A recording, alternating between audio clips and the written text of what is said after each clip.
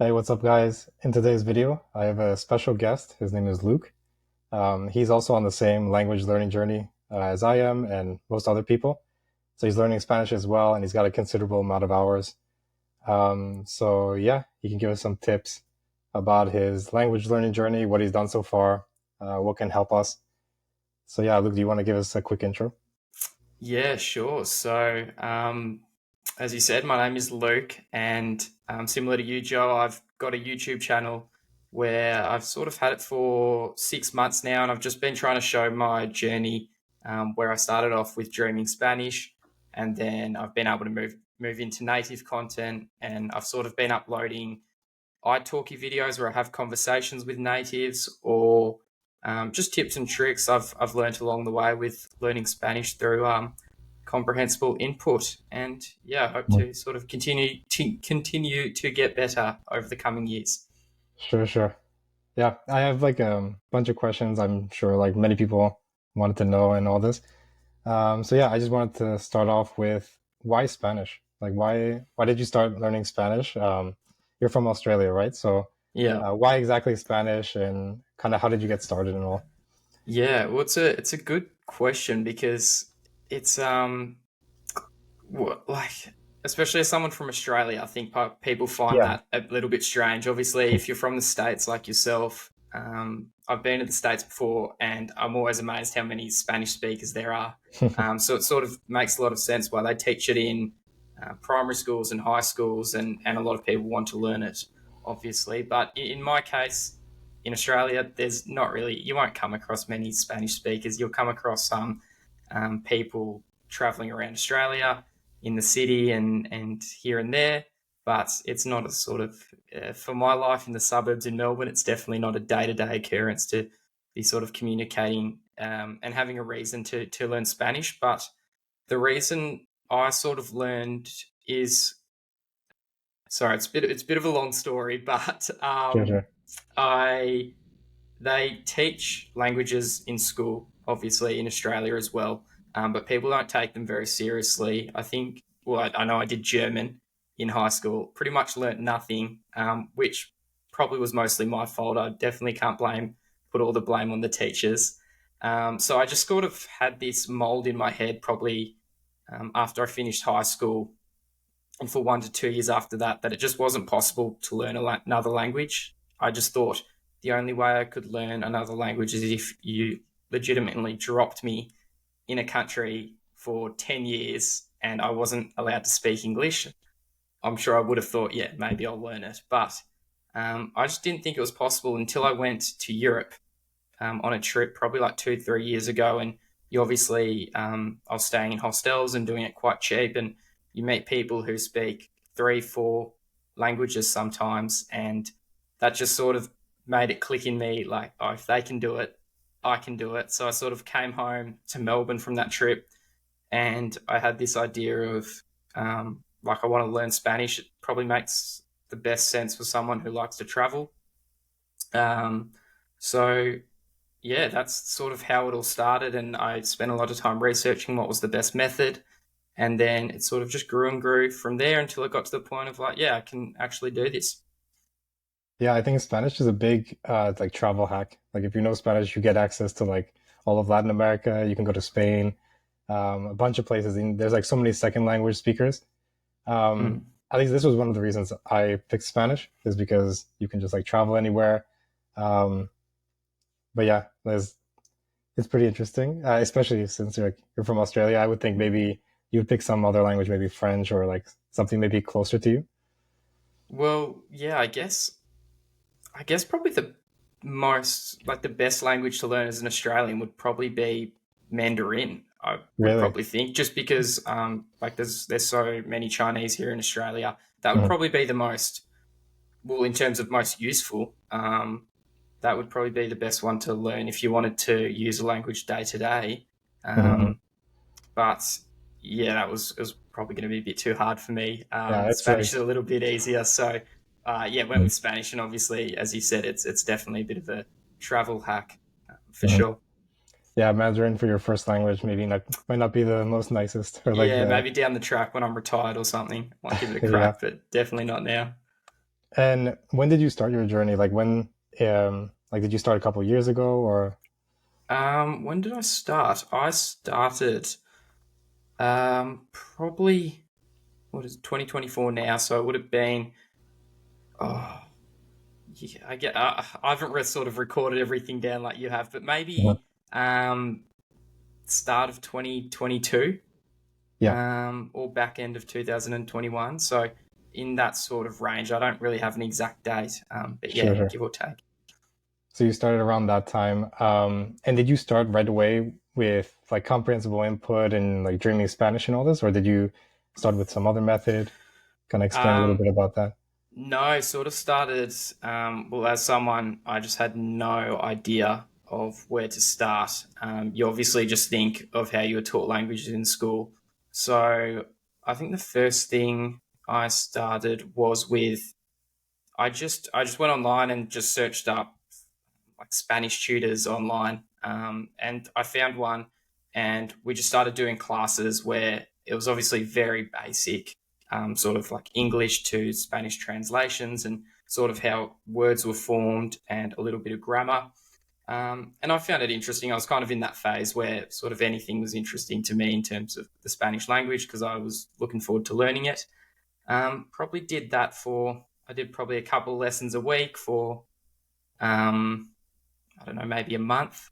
And then I sort of I started to spend a lot of my spare time researching on how to learn a language. And I sort of went down the YouTube rabbit hole Hmm. of comprehensible input and learning about it. And then I sort of, from what I remember, slowly started using comprehensible input. I used to watch like a 3-4 minute video and I'd just say, all right, I'd just sit and watch that for half an hour on repeat.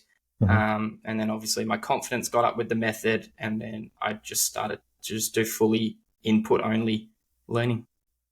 And did you like see like the whole Dreaming Spanish website and did you go through any of their content on like how to learn a language and all that, or you just started just naturally? Okay, I'm just gonna start watching videos and stuff. I can't really remember because I was watching so many YouTube videos on comprehensible input, and then it sort of came to me that Pablo from Dreaming Spanish, he was the Yeah. sort of the guy doing it all at the moment in terms of input for learners who are trying to learn Spanish. Mhm. So I can't really remember if I deep dived into that content that I know Pablo has made on explaining why the method works and all of that, but I think it just sort of made sense in a way. Like I wasn't at first, I thought it was a scam, but Mhm. then I sort of did it, and I remember, which I think's a good way to sort of test something is I gave it a time frame. I think I said 150 hours, and I had that on a sticky note on my computer, and I said, "Look, it probably sounds too good to be true, but I'll give it 150 hours. And then, look, if you think this is still a scam, I can leave it and I'll go back to the traditional method. That's fine." But obviously, got to 150 hours and then sort of the rest was history from there. Yeah, I think everyone, especially starting on like using comprehensible input, I think has the same exact story. Like, oh, in the beginning it sounds like a scam. Yeah. And then after some time, you give it some time and you're like, wow, this is like the only way I would ever learn a language now. Yeah, for sure. I sort of never consider any other way. I did sort of dabble in Anki for a bit as well Mhm. while I was doing input, but I think even doing that, if I was to learn another language now, I would just use fully input only, I think. Yeah. Do you think that the longevity of using input is much better than other methods, or like I don't know, what's your experience so far? Like, do you Yeah, think? well, I think it depends who you are. Like, I'm probably not one of those guys that says like traditional learning has got no place at all. Like, I Mm. just think do what you enjoy. And I think if you're immersing in the language to some degree, even if you're using a textbook, like you're still reading words, you're still Mm. immersing yourself. So if you really, really enjoy that, do a bit of that with your input as well. Mm. Like, I don't see the issue in that. Um, but yeah, that's for me. It's sort of the only thing that would probably work. I don't really have an interest of sitting down at a desk for hours every day studying Spanish with a pen in my hand. So I think for me personally, this is the only method that will sort of ever work.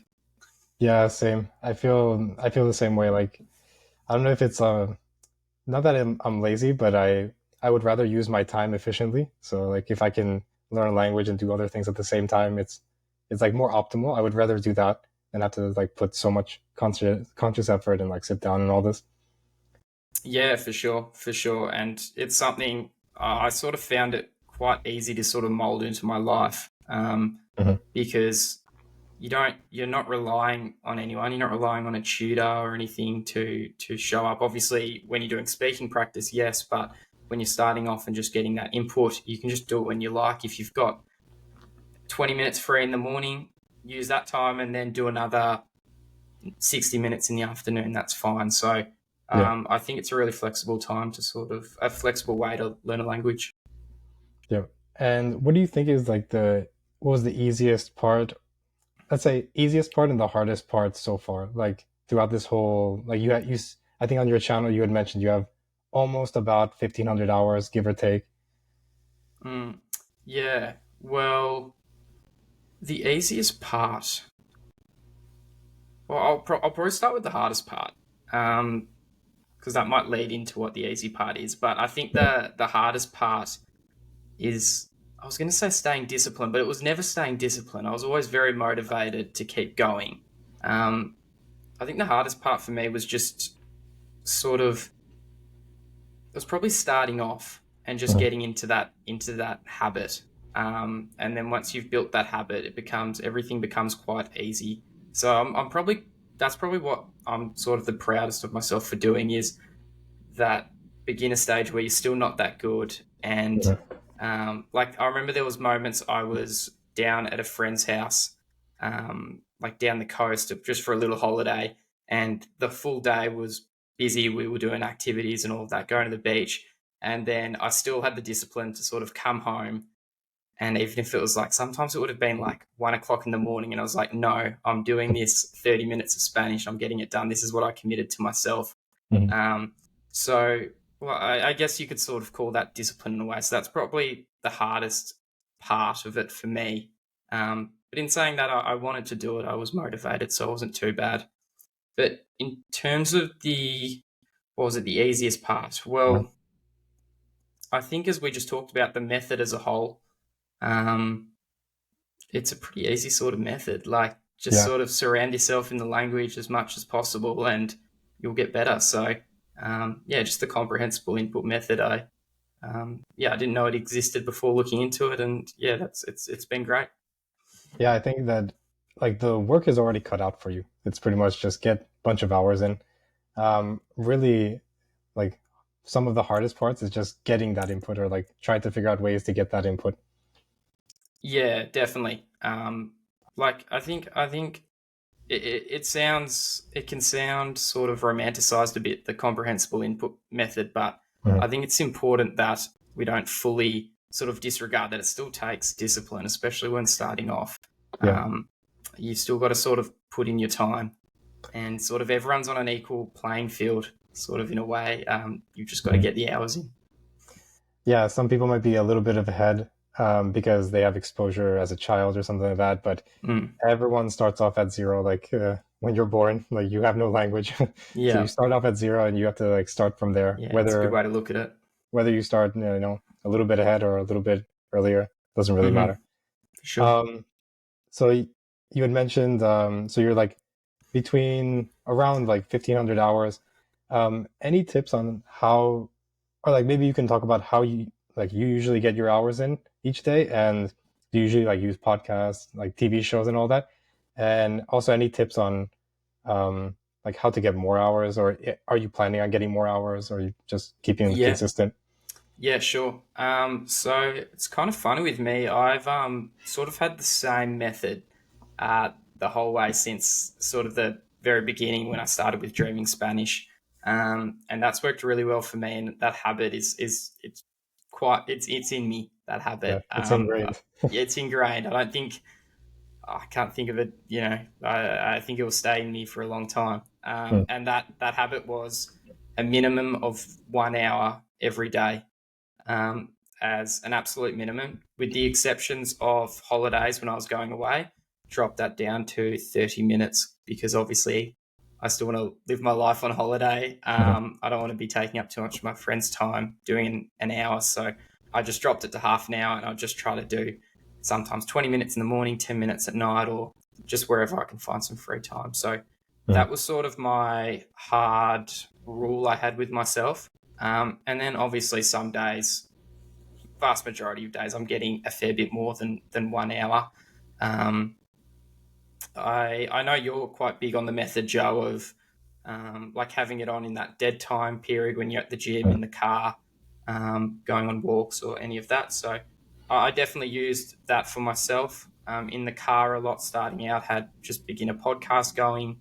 Um, at the gym at the moment, I have a rule with myself that when I enter the gym, it's got to be Spanish in my ears. Mhm. But when that dead time part of it gets a bit draining for me, I'll just drop it back and go back to the 1 hour. And yeah, that's sort of my hard rule. Yeah. Do you feel like doing more hours drains you more, or like how do you cope with it? Do you feel like on those days that you get high hours, do you feel like you need a break after some time? Yeah, definitely. I'm probably not at the point that you're at the moment. For me, it's still sort of draining at times. Watching native content in Mhm. Spanish for sure. It takes quite a toll on my brain. So um, I remember in the past I would have like, it was almost sort of in 2 or 3 week patterns where I would, for 2 or 3 weeks I would say no English content in my life. Mhm. Like in terms of media, obviously, I'd still go to work and talk to my friends in English. But in terms of watching stuff in English or sport, I would just, for 2, 3 weeks, I would only do Spanish content, which in those cases I probably would have been getting 4 hours some days. So, but then, as you can imagine, I was only at the intermediate sort of understanding phase at this point. So the 2 weeks would come, 2, 3 weeks go by, and I would just be wrecked. I'd just be like, I just need some English content now. And then I'd Mhm. just, which is fine because I'll just drop it back to the 1 hour, do that in the morning, and then get on with my life and not think about Spanish for the rest of the day. So that's what's worked for me. Mhm. But sort of everyone's different, everyone has their own thing. Yeah, that's your bread and butter. Just like the 1 hour a day, you just keep Yeah, that going. yeah, exactly. Yeah, yeah, doing higher content is not easy, especially like depending on the content and like especially at lower levels, especially when you're a beginner, it's like you're just like drudging through the content and all that because it's like super boring at that point. Like you're just kind of listening to like kids shows and stuff. So Yeah, your motivation's sort of the only thing getting you through. the Like, it's not only like thing you'd that's ever pushing you. want to watch those super beginner videos for Yeah. fun. Like, Yeah, yeah, if this wasn't in my target language, I would never watch like Peppa yeah, Pig or yeah, like any of these of kind of course. shows and stuff. Yeah. Um, and yeah, talk to us a little bit about when you started speaking and like I don't know your experience. What do you feel about it?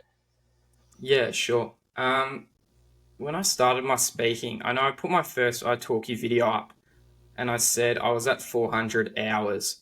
Mm. Those were the hours I recorded. I probably was on a fair bit more than that looking back at it. I was probably closer to, if I had to guess, maybe 600, 650. And my speaking wasn't great. I could still sort of get my point across, but I remember I'd have some lessons where they'd have to switch into English for a bit because I just would be like, what did you just say? I've got no Mhm. clue. Um, so I sort of, yeah, that's when I started speaking. And then I haven't been very consistent with my iTalki lessons at all. I've probably only done 40 or so. And a lot of those were just 45-minute lessons. Um, so, yeah, I haven't really practiced speaking much at all. I still feel like it's getting better because I'm still getting that input in. Um, but obviously, my understanding is a fair bit better than my speaking ability. But I'm not too fussed about that because I've kind of got this plan in my head Mhm. that it's not confirmed or anything. But Yeah, I yeah. think if I ever go overseas where I actually will start speaking the language because I don't really need to speak it here in Melbourne, I'll just, for like 2, 3 weeks, I'll just try to do like 2, 3 hours of speaking a day on iTalki to really bolster it up. with input as well. So that's sort of my plan. I'm not too bothered about being a great speaker at the moment because I wouldn't be able to use it really anyway. So Sure, yeah, it's not sure. a big deal. Do you have plans to go overseas or stay overseas for some time, or like what do you think in the future? Yeah, I think I would like to. Not too sure where or in what sense that would be. I'm not in a rush to Hmm. sort of start speaking Spanish or anything like that. And it's sort of like once you learn the Spanish language, you just kind of get used to it. Yeah, Um, yeah, and it's you almost get tempted to start learning another language in a sense because yep, yep. you start because before I started learning Spanish, I really liked the sound in my ear. I don't know Hmm. why, and that's probably part of the reason why I picked it up. And now it's sort of like I can just understand it, like it's just a language. Hmm. So you kind of lose that component of it, um, I guess. But yeah, no, obviously, yeah, I'd be super excited to go spend some time over in Latin America or Spain one day as well. But yeah, nothing planned. Yeah, I feel the same exact way. The novelty of the language that you have Yeah, in the beginning is super, like, I don't know, the sounds sound cool. I don't know, the way people say things just sound cool. yeah, Um, so you always have this like outsider perspective of what the language like sounds like and is like. But once you get that insider kind of like, okay, now I know the language, it just sounds, it just, it just comes in like one ear and like you got it. Like you don't really have to think too much. mm, It does lose that novelty, and it just becomes like, okay, it's another language. I understand it. It's like pretty normal. yeah, 100%. And yeah, I remember, as I said before, I started speaking, before I started learning, sorry, Spanish. Yeah, just Oh, loved listening to the language. I remember when I'd be up in Sydney, and there would be a lot of tourists there. When I was just traveling there, and I was in the touristy area, and there'd be a lot of people from obviously Latin America and Spain, and you just hearing the language was really nice, and I loved it. mhm. But yeah, as you said, when you can understand it, that sort of novelty goes away a little bit. And you feel at this point, do you think you can communicate and get by and like if you were to be placed in another like Spanish speaking country, could you get by and like kind of live your life in Spanish at this point? Yeah, I think I'd be fine. I think what I imagine what would happen um, is it'd probably take me a few days to get used to and get sort of into the swing of things. But I reckon if you gave me, yeah, 2, 3 days, I'd be sort of, because I've got such a solid base now, I think I'd be able to get to fluency very, very quick. And obviously, I'd understand a lot and I would need to pick up a lot of, I was going to say jargon, a lot Yeah. of slang. Um, Sort of from whatever place I was in. But yeah, I think I'd be fine. Like if Mhm. I was ever stuck in an emergency or anything like that, like I'd back myself. I don't Yeah. think there'd be any two major problems. I'd be able to express how I'm feeling and or anything like that. So yeah, I think I'd be okay. I I think it's a big achievement. I think most people don't realize it. I mean, once you get to that point where you can do it, it just becomes like kind of normal. But it's a huge achievement, especially starting from where you don't know anything and you can't even communicate or like get by, to being able to like defend yourself and like if you were going to have to go to the hospital, you could actually like communicate and say, okay, this is what happened or whatever. Yeah, It's like it's a big help. So yeah, for sure. And I guess when you say it like that, like sometimes I'm sure you probably have the same feeling, but um, like you sort of forget how far you've come in a sense, yeah, yeah. because it's such a slow process over so Mhm. many hours. Like you obviously don't notice the improvement day to day, but then when you look back and it's like, hang on, 2 years ago, the only word I knew in Spanish was "hola," and Yeah, that's it. Like yeah. it's pretty crazy. Um, but yeah, I sort of forget to appreciate that at times for sure because, as I said, it's such a slow progress, and my Mhm. brain just gets used to it. It's just another language. I don't know if you felt the same. Yeah, I mean, even I traveled like before I had like almost any hours in 2022. And then I did the same thing. Like I traveled back to Latin America in 2023 at the end of 2023 after like a whole year. And it's just like a night and day difference. Like you get such a different experience. You can hang out with locals more. You can kind of just be less of that tourist person, like that tourist guy and stuff. You can like hang around and kind of communicate with people. It's a different experience. I think it's like 10 times better than having like the foreigner perspective where you're just kind of a little bit lost most of the time. Yeah, for sure. Well, that sort of makes me think of when I was in Spain Mm, last year, in the about this time last year. So I was sort of like I was well into my Spanish journey. I probably thought I was a bit better than what I was, sure. but like I was able to order food fine and ask for directions, and do the basic tasks. I definitely wouldn't have been able to have like friends in the language, for instance. Mhm. But even that felt pretty cool. Like you kind Yeah, of you forget you're doing it after a bit because you just get used to it. But yeah, I'm really looking forward to sort of going back and traveling in a Spanish speaking country and being able to like properly immerse myself and mhm. make the most of it. Yeah, you don't realize that like for the most part people can't do that. Like what you can do Mm. right now, people can't do in Spanish. So it's hard to realize that after some time. Yeah, for sure. Um, and I did have one topic that's really interesting to me. I think also interesting um, to the like my audience and all that is self identity and like language learning. So I know that there's I think Pablo talked about it a bit. Um, and it's like the whole idea that your self identity has a big role to play when you learn a language. So like how you feel um, in that language, the way you talk, the way you say things. I mean, even if you just compare like the way like your accent right now in English is different from my accent, just because of the Yeah. people you surround yourself with. Mhm. How do you feel? Do you feel that makes a big difference? Do you see anything like what's your experience with that in Spanish? Do you feel like you say expressions um, that are based on the input that you've received up until this point? Like, do you say expressions that are based like more these types of expressions because you hang out with these kind of people, stuff like that? Yeah, for sure, for sure.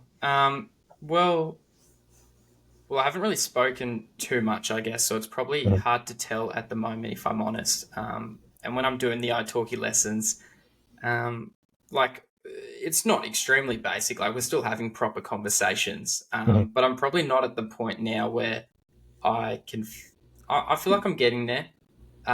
In terms of like, I still probably struggle to get out humor, and all of that. Like my full personality.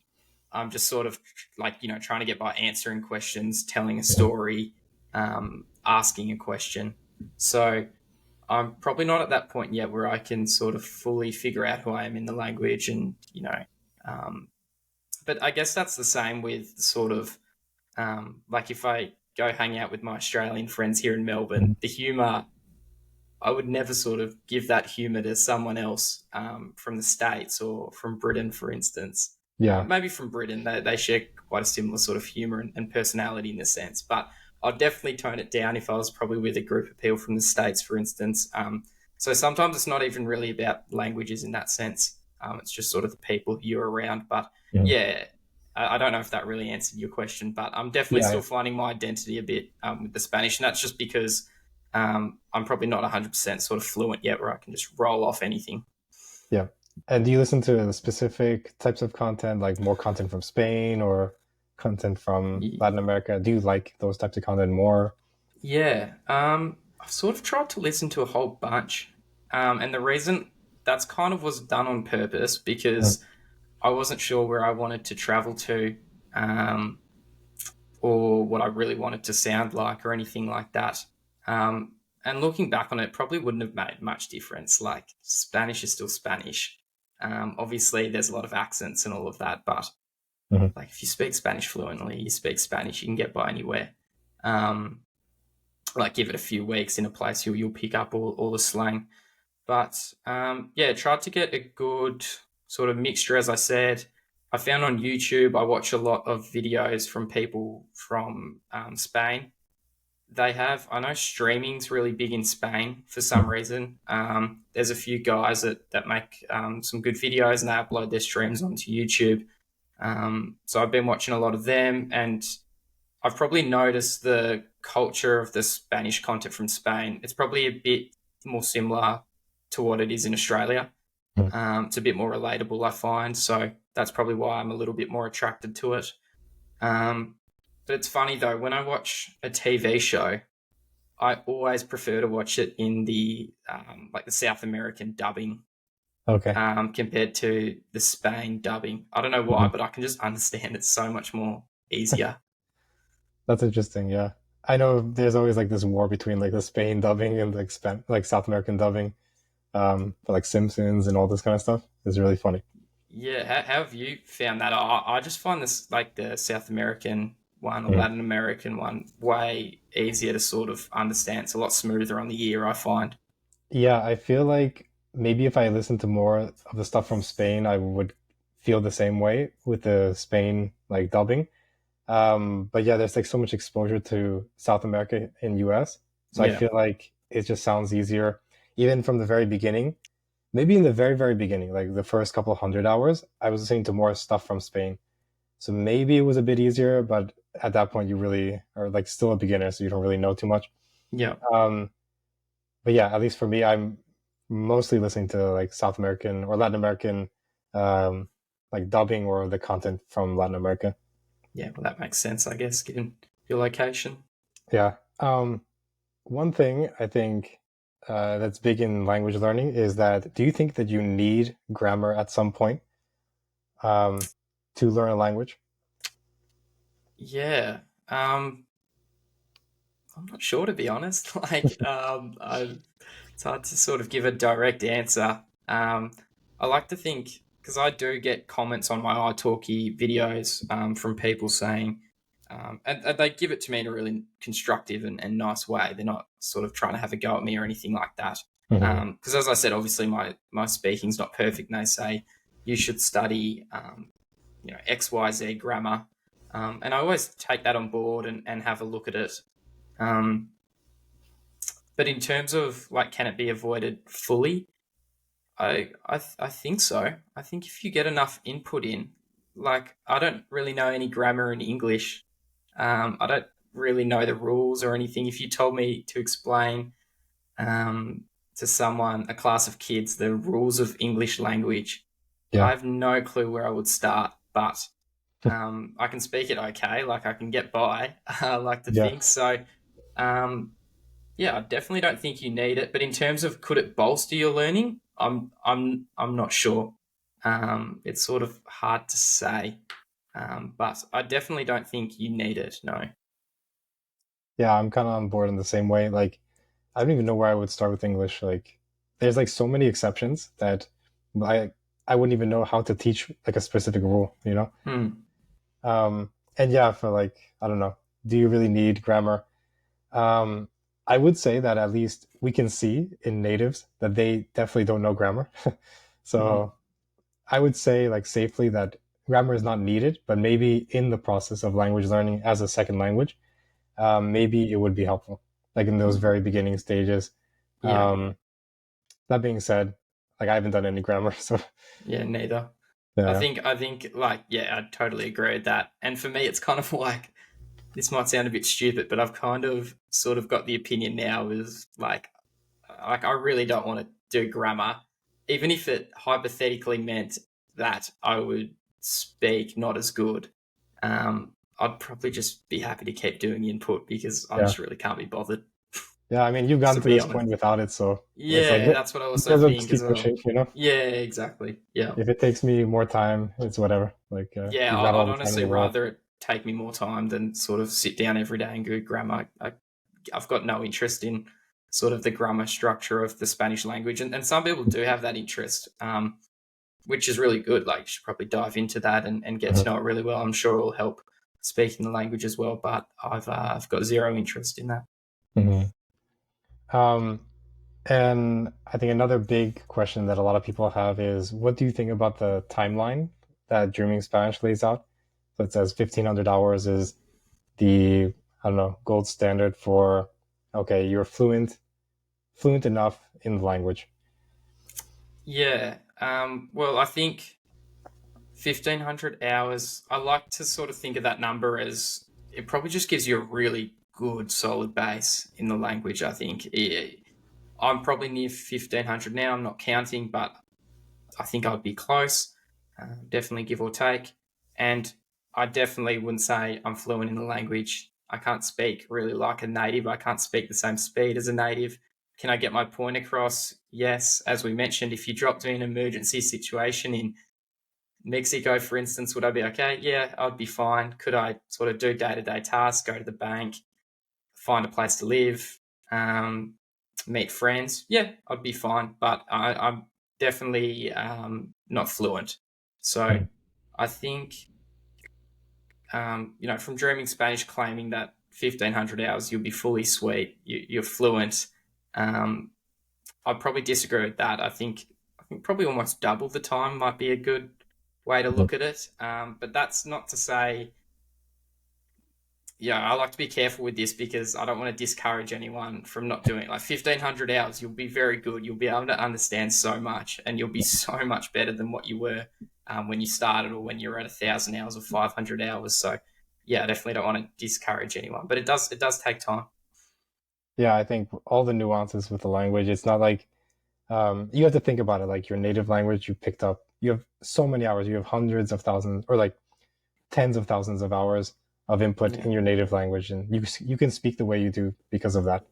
Hmm. So expecting the same with this many hours, I mean, the point that you get to at 1,500 hours is like you said, it's a great base, um, and like the method works. It's I think that's the main thing to take away. Yeah, for sure. And I think there's like 1,500 is a good goal because there's that snowball effect as well, where it's like, Mhm. well, if you get to 1,500, if you get to 1,000, even 800, you're just going to keep on going because it's so Yeah. easy to consume content. Um, like, even if it's content that's, even if you can't watch any sort of native content, you will always be able to find content at 1,500 hours that you can understand really, really well. And you can just, like, there's some stuff now on YouTube that is like Spanish, native Spanish content, and I'd watch it. I don't even think if it's in English or in Spanish. I just want to watch it, and I won't even count it towards my hour because I'll just be sitting on the couch, and that's what I want to watch. So I think Mhm. that's pretty cool as well. Do you ever like sometimes forget if it's in Spanish or English? Yeah, definitely, Mhm. definitely. Though I watch some like travel vlogs sometimes, and they'll be traveling around the States or an English speaking country, and they'll be sort of switching between Spanish and English. And sometimes I'll just fully zone out and forget they switch because I understand the Spanish so well. Mhm. So I guess that's pretty cool. Yeah. Um, I do also have another question, kind of leading up to the Mm. from the previous question. What do you think are your coming goals? Like, what's the follow up from here? Like, you have your nice base right now. What do you think is your next steps, or where do you plan on taking this? Like taking Yeah, Spanish in general. yeah. Well, I think in terms of learning Spanish and getting better with that, obviously, just going to keep up with my 1 hour per day as a minimum. Mhm. And obviously, as I said, I usually get more hours and minutes than that every day, but I'll keep going with that.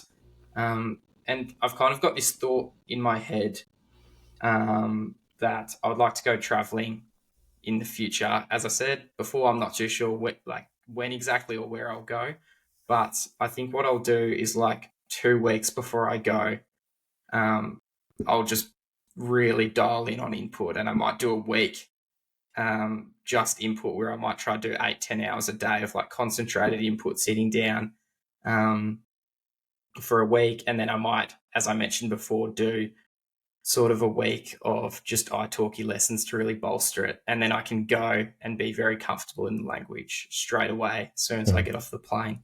Um, and I'm pretty confident that would sort of set me up very well. And obviously, there's going to be some time between now and when I actually go traveling, that's at least going to be probably like 6 months at the very minimum. So I'm going to get better within that time as well. So I Mhm. think that's probably my broad plan. That could definitely change though, but that's I've kind of got that concept in my head. Yeah. And do you have any thoughts on like reading and all this? I mean, you have like so many hours of speak or like listening input. Have you done any reading yet, or do you plan on it? Yeah, I've definitely done a bit of reading. I've actually got. I'll show you the book here. I've just randomly, I've got it on my desk. Hmm. Rich Dad Poor Dad, Yeah, yeah, in in Spanish. Spanish, and I'm sort of like, what's that? About halfway through. Um, I haven't really read it in a while, but I started off with the easier books, the graded readers, Espanol con Juan. Um, I'm not too sure if you've heard of him. He's like a YouTube Mhm. from Spain, and he teaches Spanish through Input. And he's got a few graded readers, which were good to start off with, but are probably a bit boring. Like, I'm not really a reader in English at all. I never have been. So um, I kind of got pretty sick of them pretty quickly. But in saying that, they're still really good books. They just probably were a bit boring for me. And then um, started reading this one, Rich Dad Poor Dad, and it was definitely a struggle at first. Like, some of those first couple of chapters, I was definitely a bit lost, but I just read it on the train on the way to work, and because it was a topic I was kind of interested in, that definitely helped. But even since I haven't been reading a lot recently, because I haven't been getting the train to work, I just picked up the book the other day, and I could definitely understand it a bit better, I think. And that's probably just through input listening. I think that still helps. And I also think just being on YouTube and my phone set in Spanish, looking at comments in YouTube and titles, even when I'm not even trying to necessarily purposefully read, but I Mhm. think that also helps with reading, just seeing the language day to day. Yeah, getting like being able to know how to say title and subtitle and all these like small things. Yeah, exactly. And do you think like do you have any plans of learning any other language, or do you think you're just gonna push Spanish to as fluent as you can and just be like, okay, I'm cool with this? Yeah, I think as any language learner sort of gets the bug for it, they always get tempted by the languages. Yeah. I think that's pretty common, but for me, I think I really want to dial in on Spanish. I still feel like I've got a long way to go, and yeah, I just kind of want to take it to the point where, like, I'm happy to not say, I'm happy to I I'm happy to not sound like a native, like that's fine, but I just want to be at the point where, like, oh yeah, that guy's fluent in Spanish, he's got no problems. Um, if someone was bilingual English and Spanish, I'd like to get to the point. It wouldn't matter if I spoke to them in English or Spanish, like they would be fine with me talking in either. So that's the sort of point I want to get to. In terms of learning another language, I'm not too sure. I It does take a lot of effort, and I don't know if I'd have the interest there in another language to learn. Maybe one day. I think I'd just sort of dabble in another language, just sort of, watch some beginner videos here and there and see where it takes me. But yeah, just want to get really good at really good at the Spanish, obviously, and I think that will just from now always be a part of my life. To be honest, I think I'll probably just continue Mm. watching Spanish content forever since I can sort of understand it now. Yeah, I feel the same exact way. Like, I don't know if I would go into another language, but as you said, like once you language bug kind of bites you, you Mm, kind of feel like, okay, okay, Spanish is similar to Portuguese. I can kind of just pick that up easily, and I don't know, maybe just listen to podcasts and kind of lazily pick it up, right? yeah, I think Um, that's definitely probably, yeah, you said it best. That's probably something I'd definitely be interested in doing. Just going, all right, I'll just go do 500 hours of Portuguese input and see if that can yeah, take me to a talk. That's, like a conversational level. I think that'd be kind of cool to try yeah, maybe in a few years, just cause, yeah, just for just cause, fun. because Yeah, mhm. no pressure on yourself or anything like that. Just see what happens. Yeah, because you already have like this, I don't know, you already have such a big stepping stone. So I was thinking of Mm, that, maybe French as well, the same way. I did think at first maybe I could do Russian just because it would be cool. It kind of opens up all of Eastern Europe. yeah, Um, but yeah, I don't think so. I think when it comes down to it, you said it best, like it takes a lot of effort. yeah, It's not just like, oh, I'm just going to learn a language. It's like you're learning the entire culture and everything. So it's not that easy. Like there's a lot of deliberate effort that you have to put.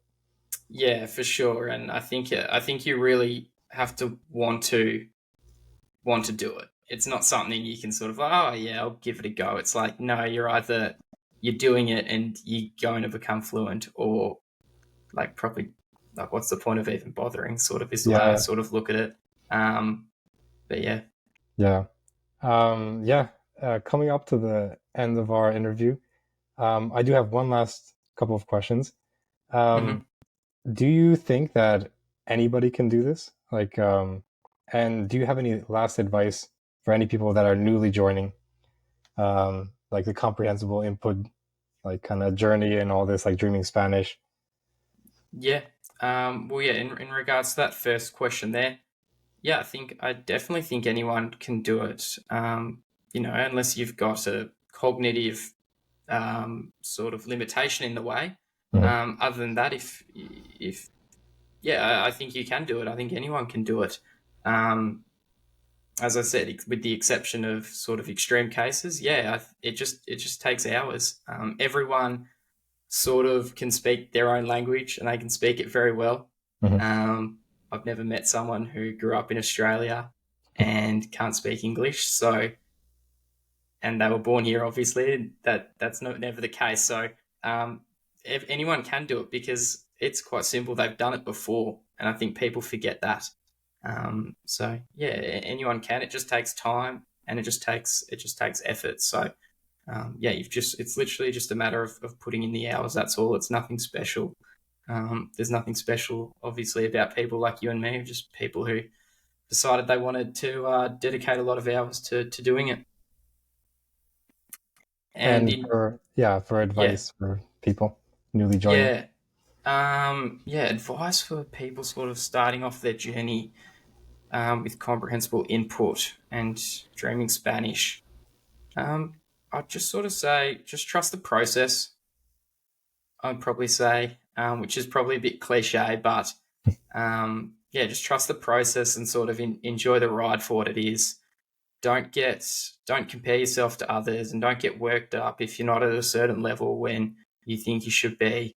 Just sort of enjoy the process, um, and yeah, don't be too hard on yourself. If you're someone who finds they can only do 30 minutes a day at the start, do 30 minutes. It's better than nothing, and slowly build it up.